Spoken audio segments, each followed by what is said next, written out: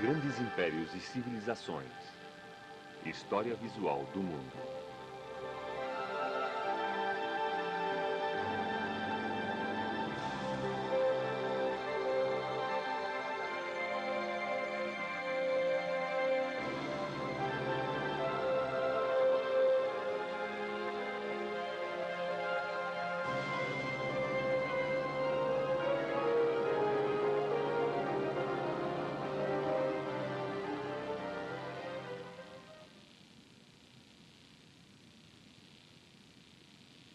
O nascimento da civilização.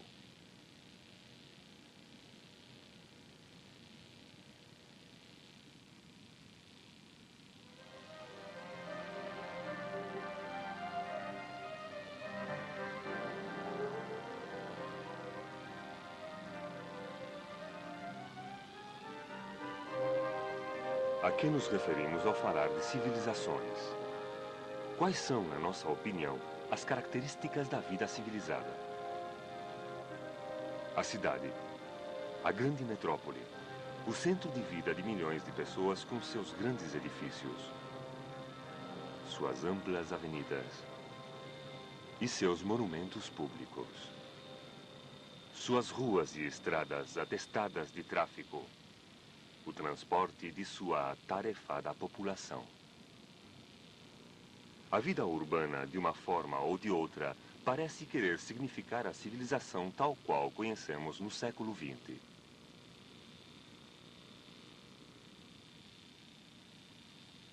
Também estão os artefatos da vida moderna cotidiana, aos quais já não damos nenhuma importância. Estes são os sinais externos de uma vida civilizada, mas algumas das características da civilização são menos tangíveis, como a música, o teatro.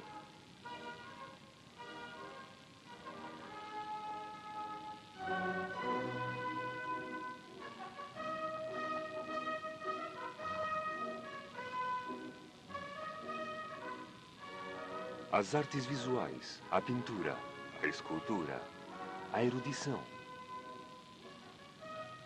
Os saberes e os conhecimentos acumulados durante séculos passaram de geração em geração.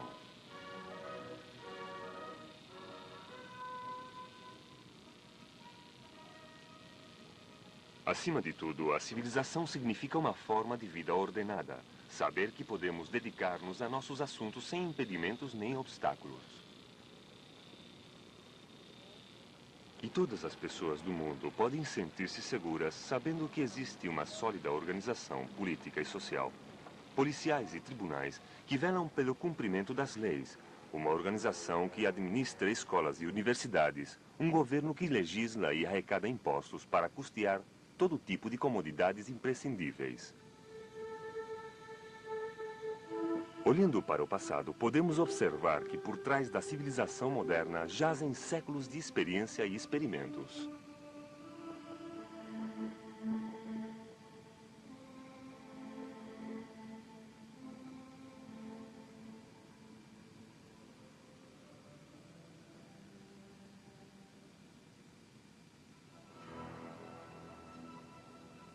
As origens da civilização remontam a mais de 6.000 anos.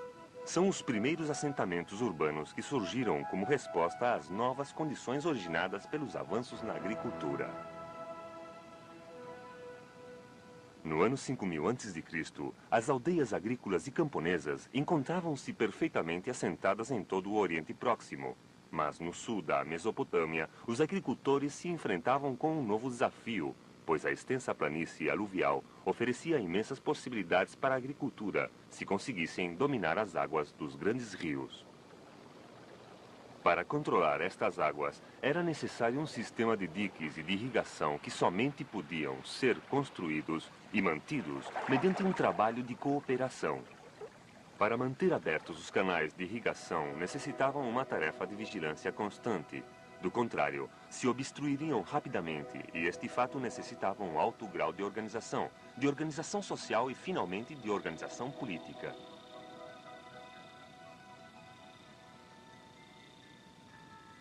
Desta forma, no ano 3000 a.C., no sul da Mesopotâmia, existia um bom número de cidades ou cidades incipientes. Nelas surgiu a mais antiga das civilizações conhecidas, a civilização suméria.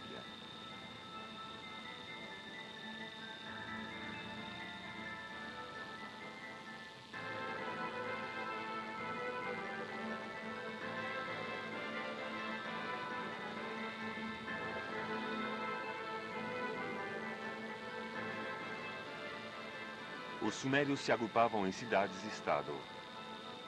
Nesta planície, onde não existia nenhuma vantagem natural, nenhuma cidade podia exercer sua hegemonia durante muito tempo, e a preeminência passou de uma cidade a outra, antes de que toda a região fosse unificada por Sargon, um conquistador do norte que fundou uma nova capital, Akkad, no ano 2371 a.C. O Império de Sargon, em breve, se estendeu além da Mesopotâmia até o Irã, nos Montes Zagros ao sudeste, e até a Síria e a costa mediterrânea ao oeste. Sargon foi a primeira figura semi-legendária de um conquistador poderoso, cujos sucessores reduziram a importância das velhas cidades-estado, deslocando-se para um governo mais centralizado.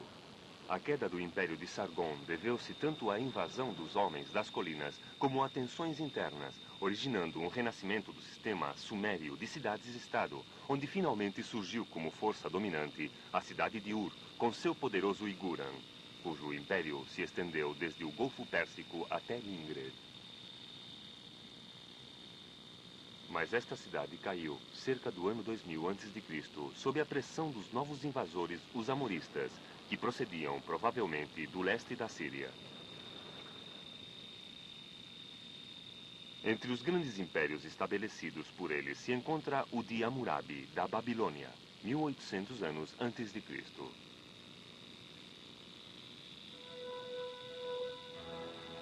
Globalmente, a civilização era a resposta às necessidades e condições especiais da terra e seus cultivos. Todas as primeiras civilizações surgiram nas margens dos vales dos grandes rios. Primeiro foi a Mesopotâmia ao longo do Tigres e do Eufrates.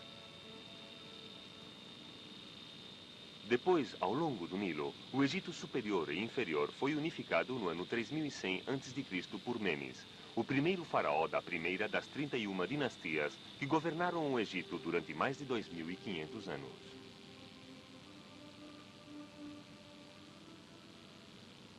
O Egito, ao contrário da Mesopotâmia, permaneceu como um país rural com pequenas cidades-mercado e poucas metrópoles. De forma que os líderes que surgiram foram os governadores de extensas regiões ao invés dos senhores das cidades-estado, e deste modo, uma única dinastia real pôde governar em todo o Vale do Nilo, desde Assuã até o Mediterrâneo.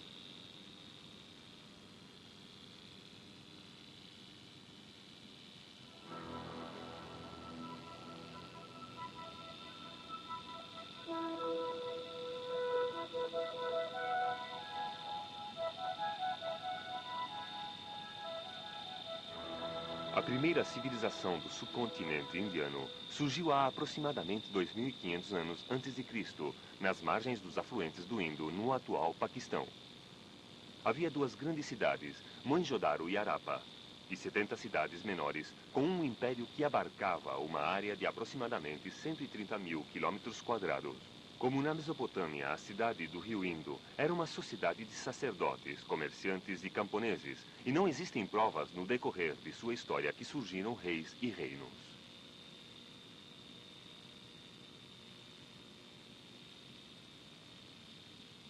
Esta imponente civilização durou 1000 anos, até que desapareceram sem deixar rastro há aproximadamente 1500 anos antes de Cristo.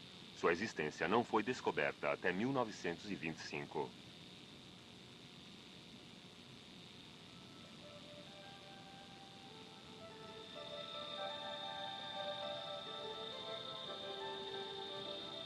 Na China, a civilização apareceu inicialmente ao longo do rio Huanghe, ou Rio Amarelo. As pequenas comunidades agrícolas que cultivavam o solo das terraças do rio Huanghe e de seus afluentes foram conquistadas há aproximadamente 1.700 anos antes de Cristo por um grupo relativamente reduzido de invasores procedentes das estepes da Ásia Interior, os Shan. Os Shan construíram impressionantes capitais com cortes, funcionários reais e artesãos que fabricavam objetos de bronze de suprema delicadeza. Este utensílio ritual de bronze mede apenas 30 centímetros de altura.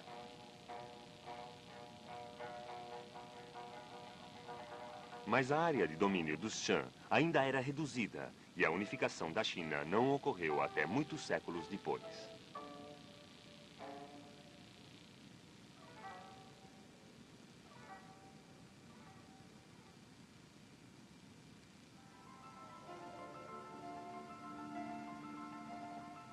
As primeiras civilizações na Mesopotâmia, Egito, Índia e China tiveram muitos rasgos em comum. Estas características foram as que as distinguiram das primeiras comunidades agrícolas das quais nasceram.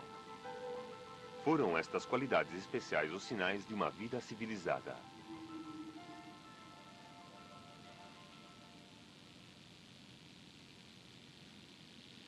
A primeira e mais óbvia é o nascimento das grandes cidades dos centros urbanos. Na Mesopotâmia, podemos fazer certa ideia através dos restos de Nippur, o principal centro religioso da Suméria. Agora meio coberto pelas areias do deserto, com seus templos, figuras e numerosas casas de escribas, onde foram encontradas muitas tábuas sumérias. Mas inclusive estes restos se tornam pequenos perto das ruínas da Babilônia, que na época de Nabucodonosor era uma enorme cidade com imensos templos e edifícios monumentais, e seus legendários jardins suspensos. Na Índia, as cidades do Indo, Harappa e Mohenjo-daro, cada uma delas com uma superfície de 10 ou 11 quilômetros quadrados, foram de certa forma ainda mais impressionantes. Os muros que atualmente podemos ver representam séculos de sucessivas reconstruções. Ao contrário da maioria das cidades do Oriente Próximo, foram projetadas e levantadas sobre um modelo de escultura com um elaborado sistema de esgotos cobertos e amplas ruas principais que rodeavam grandes quarteirões de casas. As primeiras cidades caracterizam-se por seus edifícios monumentais. Esta reconstrução do figurativo de Ur nos mostra a magnitude que teve anteriormente este templo.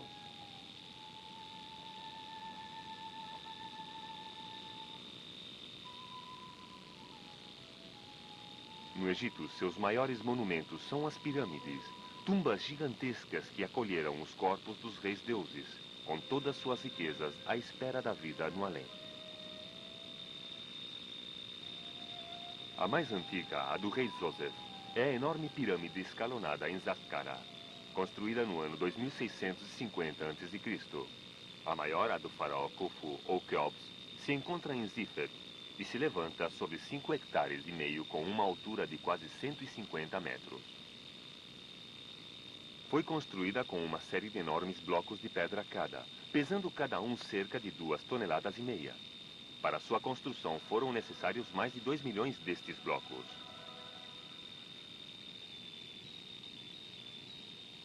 A monumental arquitetura tinha por finalidade impressionar, marcar a profunda linha divisória entre as hierarquias dominantes e as pessoas comuns, e impor e exaltar o caráter divino dos governantes.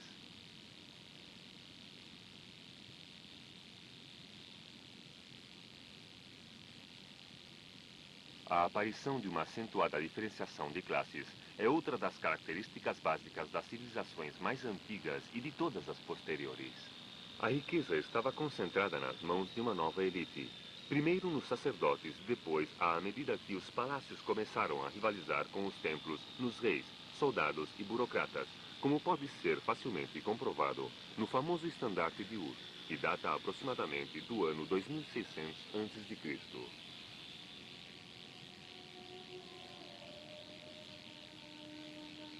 Além disso, a maior complexidade da vida cidadã ajudou inevitavelmente a especialização. Apareceram artesãos que realizaram objetos de grande beleza, que já não eram simplesmente de utilidade, e algumas joias de elevada qualidade artística, como esta coroa ou diadema egípcia.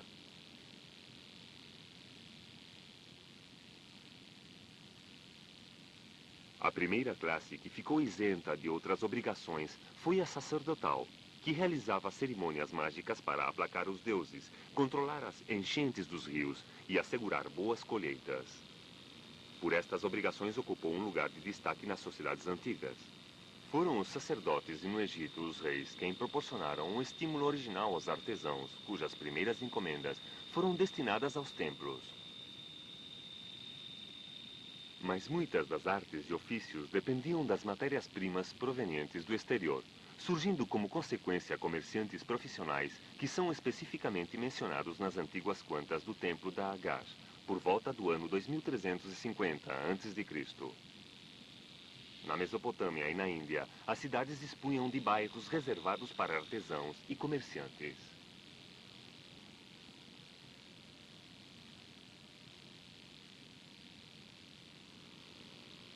Um dos passos mais decisivos da evolução da civilização foi o desenvolvimento da escritura. Os sacerdotes da Suméria, como custódios das vastas propriedades, deviam administrar as terras do templo, pelo qual necessitavam levar um registro de contas, e este fato originou a invenção da escritura. A inscrição mais antiga data de épocas anteriores ao ano 3000 a.C. Foi feita em tábuas de argila. Os funcionários do templo pegavam um pedaço de argila, como nesta demonstração, aplainavam-na e com um bambu desenhavam sobre a argila. A primeira escritura se efetuou em forma de imagens simplificadas, desenhos de peixes, de vacas ou de flechas, que se conhecem como pictografias.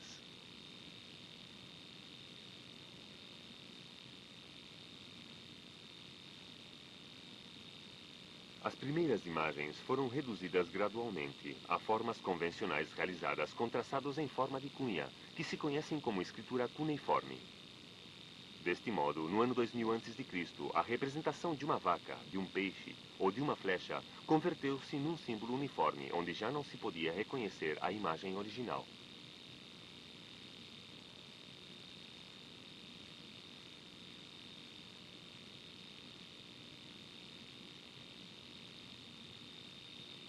A escritura, em sua origem, foi um simples instrumento da administração e as mais antigas inscrições se referem totalmente a matérias de tipo comercial.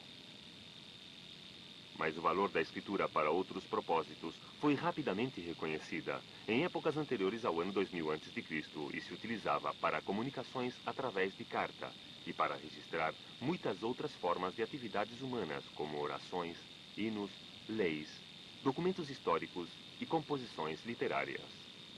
A ideia da escritura pictográfica se difundiu rapidamente desde as cidades-estado da Suméria até a Índia, passando pelo Irã, e de Creta, de Minos, passando pelo Egito, onde foram descobertas centenas de tábuas com dois tipos de escrituras que se conhecem como linear A e linear B. A invenção da escritura foi fundamental para o desenvolvimento das civilizações posteriores. E embora tenha evoluído numa gama completa de símbolos diferentes, atualmente é impossível imaginar uma sociedade sem a palavra escrita.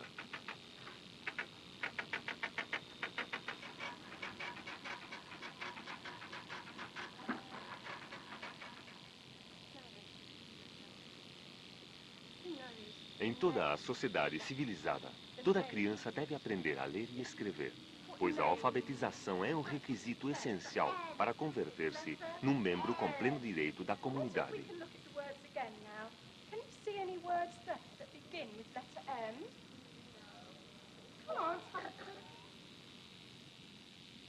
Mas a escritura não foi a única descoberta destacada dos sacerdotes sumérios.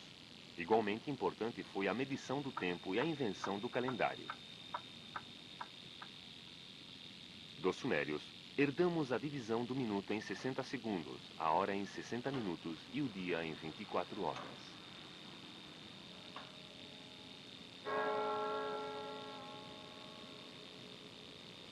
E do Egito, herdamos o calendário básico de 365 dias por ano.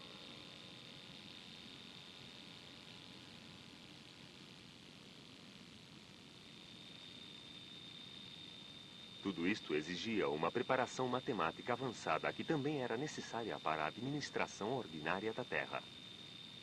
Os sumérios e os babilônios unificaram os pesos e medidas e começaram a desenvolver as regras e fórmulas apropriadas.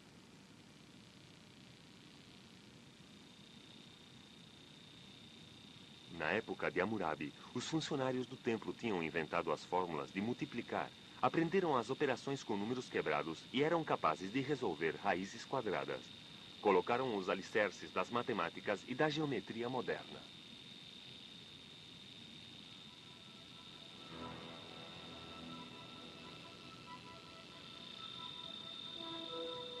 A Europa, nesta época, ficou muito atrasada. Ainda era uma época de agricultores e de aldeias dispersas. Na ilha de Creta, no próprio limite da Europa, surgiu uma nova civilização por volta do ano 2000 a.C.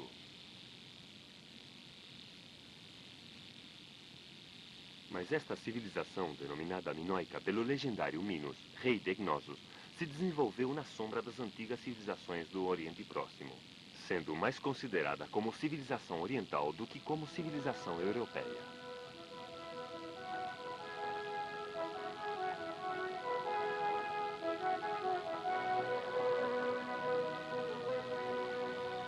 A primeira civilização americana apareceu muito mais tarde, cerca do ano 1000 a.C. Os índios americanos permaneceram isolados de seus contemporâneos do Velho Mundo, e as primeiras civilizações de Mesoamérica e dos Andes Centrais não devem nada às ideias introduzidas pelos colonizadores.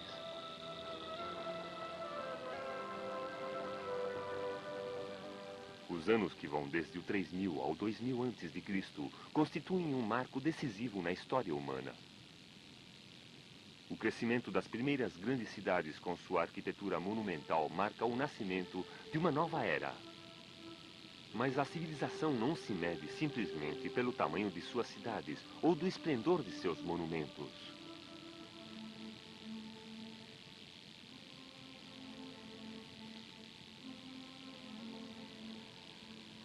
A escritura, a matemática, o calendário são testemunhas de uma grande explosão de criatividade.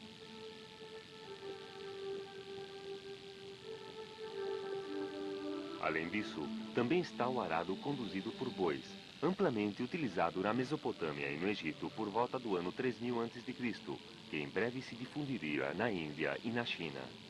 A roda, e com a roda o carro, e o domínio dos complexos procedimentos químicos que conduz à metalurgia.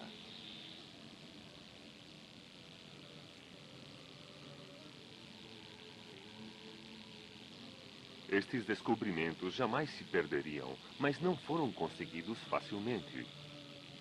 O grande avanço da civilização beneficiou muito mais a poucos que a muitos. As cidades-estado e os impérios trouxeram consigo a dependência política e a ascensão das oligarquias dominantes. A democracia, como conhecemos atualmente, como o governo pela população e para a população, era desconhecida inclusive como ideal até o desenvolvimento das cidades gregas no século V a.C. Este foi o preço pago pelos descobrimentos. A grande dicotomia que jaz no coração das civilizações antes e agora formam parte da herança à qual ainda hoje nos aferramos. E quando olhamos para trás para contemplar as origens da civilização, nunca deveríamos esquecer-nos de seu custo humano.